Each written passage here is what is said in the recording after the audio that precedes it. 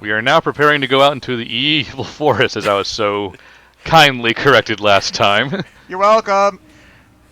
Oh, you know what? I didn't even realize you said it wrong. I just said evil first. Forest, woods, whatever. What a Blank generic name. Blank is Blank is the coolest looking character in this game. It's like I get the feeling that they designed him to be the anime style emo character and then just left him out of the party on a whim. Because he does join up with you.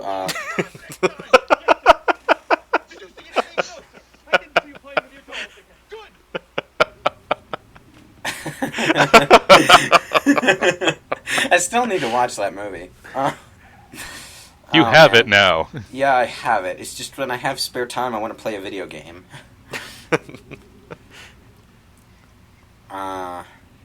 Yeah, he does have that. He does have that. He's playing with the Garnet doll that they had in the opening sequence.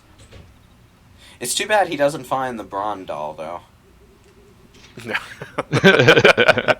That shit's up in smoke somewhere. Thankfully. Shedding a tear. It's a doll. It doesn't have feelings. It's like, I think That's not what Toy Story told me.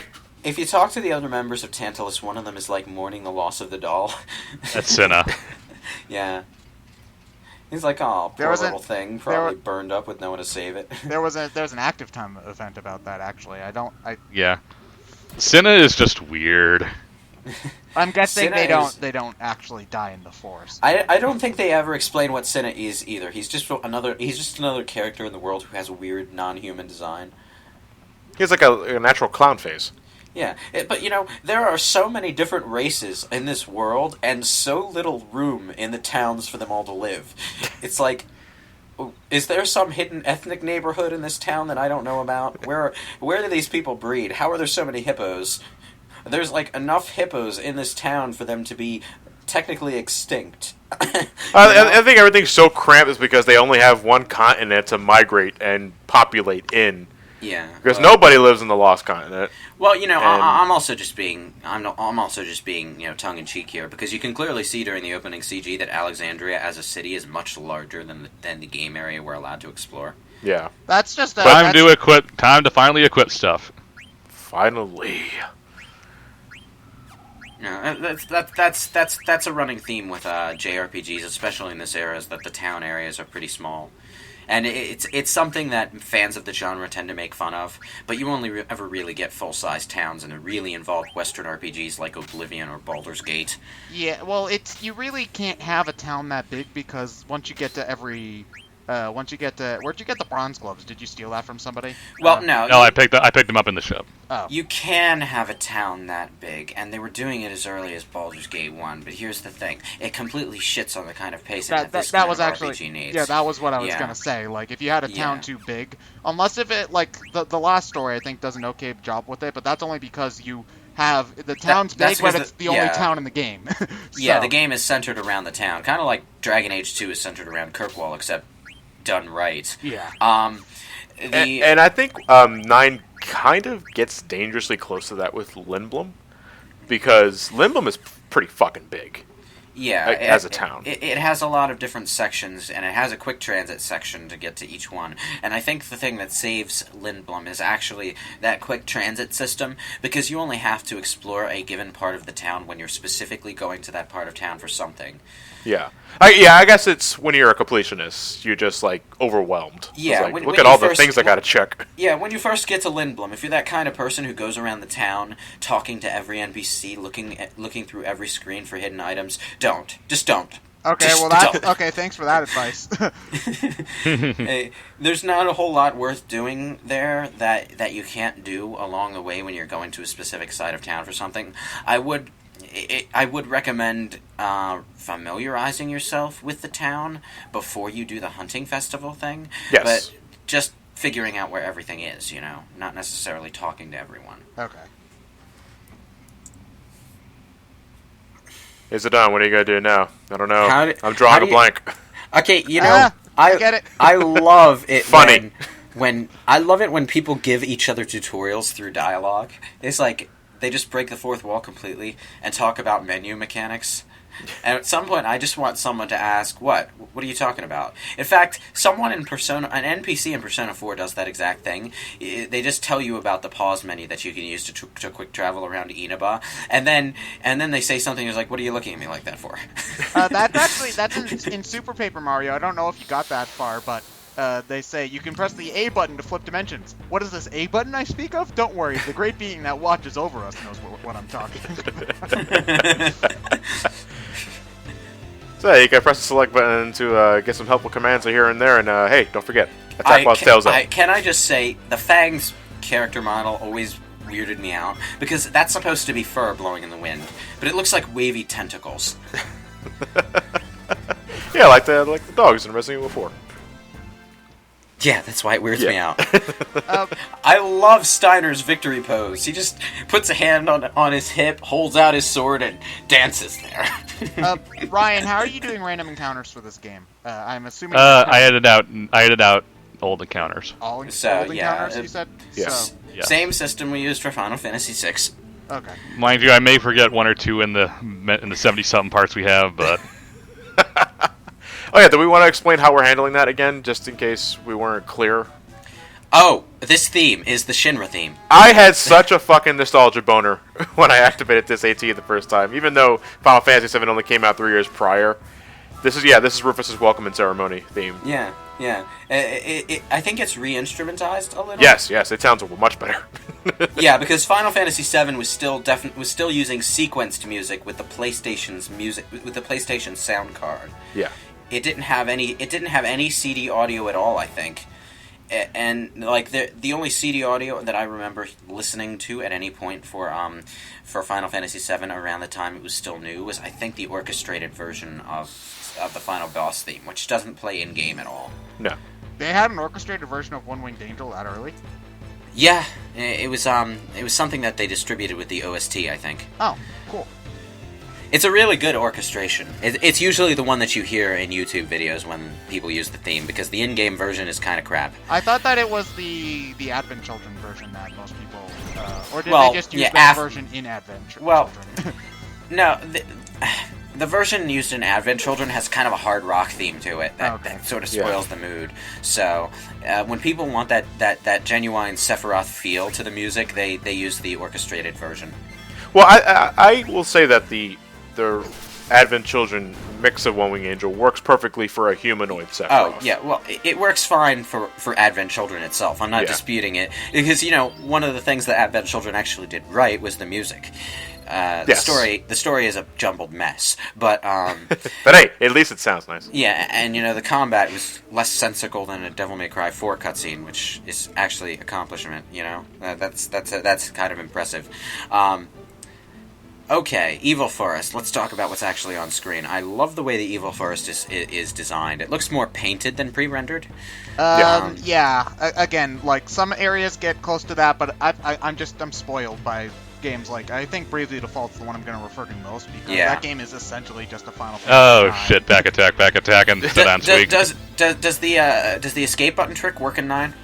No. There's an escape button trick? Yeah, in Final Fantasy VII, if you got back attacked, you could quickly tap the escape buttons, and your characters would run and then turn around. Yeah, so you wouldn't get hit in the back. You still have to spend a round getting everyone back into their proper battle row, but you would avoid the double damage. And don't bother wasting time trying to run away from a back attack. It takes so obnoxiously long, you might as well just fight the creature. This is one of those games where running away is just... you don't bother with it. Running away manually is generally not worth it. That's why I think they gave Zidane the flee Gil ability so early in the game. It's generally not worth it because it takes so fucking long. Okay. And when you want to escape a battle, what you want to use is Zidane's flee ability. That's why I said. You don't want to actually escape.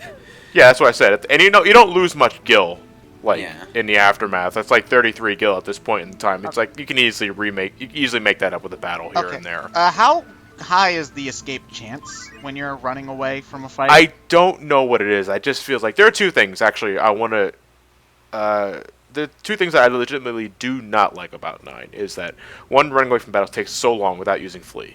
2, does anybody else feel the encounter rate's really high in this game? It was pretty high when I was playing it, and it makes the load times a little bit more obnoxious because you run Yeah, into things a lot. at some point you're going to want to equip abilities that lower the encounter rate just to get a move on.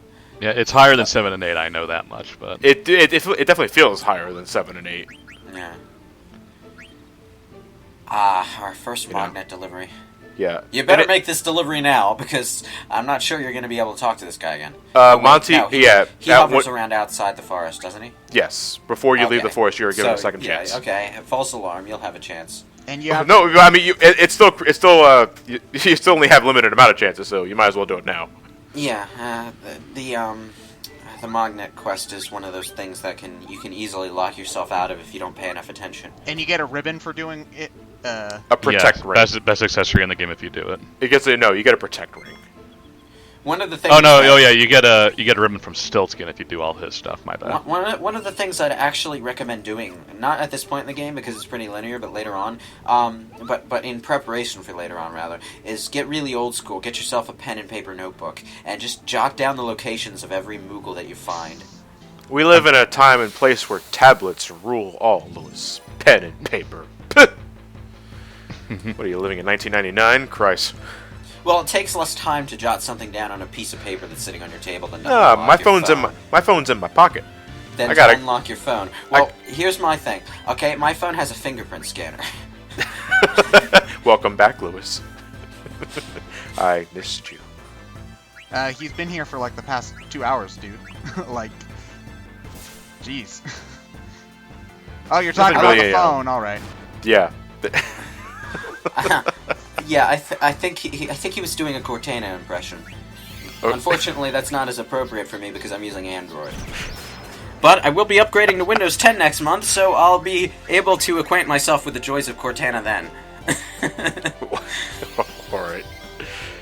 There's nothing really worthwhile to steal from these guys, just potions.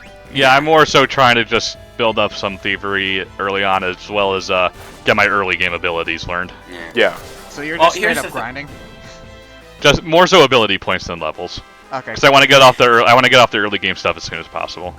Yeah, the thing about the ability system in Final Fantasy IX is that you gain abilities by equipping items and then gaining AP while you have that item equipped, so that you can keep the ability after you take the item off. Yeah, it's very like learning magic from Espers and 6. Yeah. But you can still use the abilities before you learn them, as long as you've got the appropriate weapon equipped. Yeah. The instruction manual for this game actually suggests 3 different methods for using this. Either equipping items as you need specific abilities, learning only the ones you really, really want to keep, or grinding them all up to hell and gone and learning everything. Yeah. Okay. That's more what I try to do, because I like to be prepared without having to get weaker equipment. It's a neat little compromise between the materia system and the regular vanilla learning system of every other Final Fantasy. It's also a way to basically set difficulty for yourself.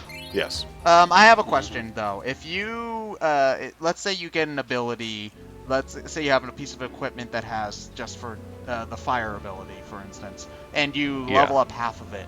When you go and you equip a different piece of equipment with the fire ability later on in the game, will it still have half of the AP on it? Yes. Okay, yes. good. Alright, so I don't have to worry about my progress being reset or anything like that. It's one of the things about the equipment systems that often you'll find better equipment that teaches you the same skills that you learned that you could have learned earlier with different equipment. And sometimes it's just a matter of a weak sword with one ability and a weak sword with that ability plus something else, and you're free to switch. Because whatever AP you gain for every ability remains that way for the entire game. Wow, I cannot recall the last time I've seen a goblin do a goblin punch. No, the goblin punched me like twice. Oh, no, it usually only uses knife on me. Wow, that takes me back. Well, that's because they're one-hit KO enemies. Yeah. By the way, why are we watching you grind? I think I wanted to do a little bit of battles, but... Again, I recorded this like last year. Well, it gives us an opportunity to talk about the equipment system, so I'm not complaining. Well, oh my god! I will say that the Evil Forest is a good introductory dungeon because there's still stuff to find and it's not too overwhelming at any given point, which is good. I feel the Ice Cavern we're coming up to does a bit better job, though. The Ice Cavern is more of a dungeon. This is more of just an area that you go through. Yeah.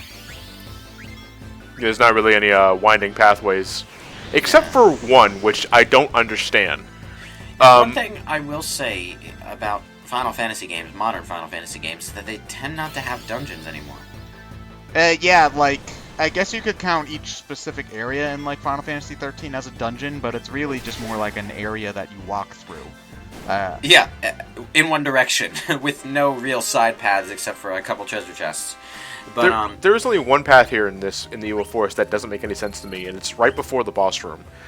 You can head left in the room before the boss room, and you'll find a waterfall, and Zidane will only comment on, so this is where the water flows, and that's it. Oh, there's nothing. in that I thought room. there was something you got there later in the game. No. Nope. Nope. Here's the thing though. The Final Fantasy X, Final Fantasy 13, and I think Final Fantasy, well, to some extent 8, they all went really, really light on dungeon content, and there are only a few exceptions that I can really think of. Final Fantasy 12 was dungeon crazy. And Okay, we'll bring them back. it's like, dungeons are supposed to be a big time-consuming thing in RPGs, and I feel like that's kind of why 12 went dungeon crazy, because it was trying to mimic Western RPG design mentality.